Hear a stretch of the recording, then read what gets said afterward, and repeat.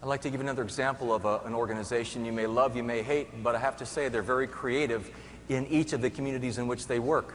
Starbucks tries to give back to every community, believe it or not. And one of the ways that they've done this, in fact, in the Changing Facebook, I have a chapter in there that's a number of case study analyses of organizations I think have done a good job, and I've highlighted Starbucks in there.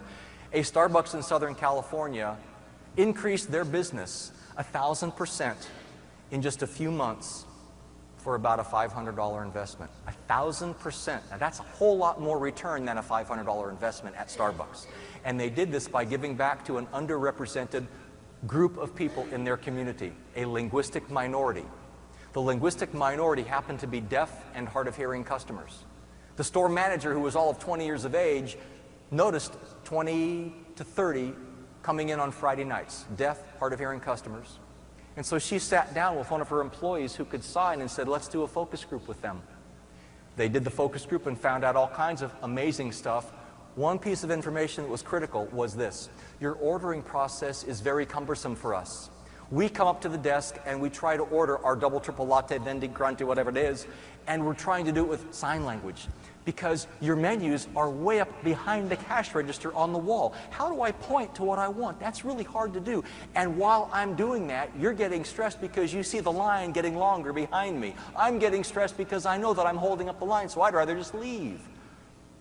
So we suggest to you, Starbucks, that you make another set of menus that are 8.5 by 11, laminate those in plastic and put one of those at each cash register with an erasable marking pen.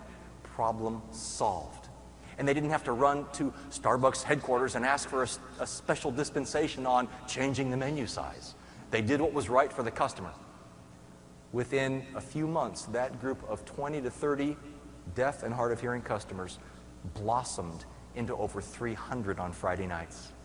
The store manager said it was an absolutely surreal transformation. Hundreds of people in my restaurant, in the patio, having coffee, having animated discussions, and it was quiet.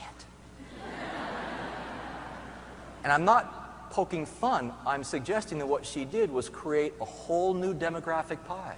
Instead of worrying about her business being whittled away by competitors, she looked for underrepresented groups out there that she could give to, and they, of course, gave back in the form of paying ridiculous prices for coffee, but it was a give and take. You had a breakout earlier today, some of you attended, about give and take. Again, they would not have known what to do had they not actively explored that demographic in their community.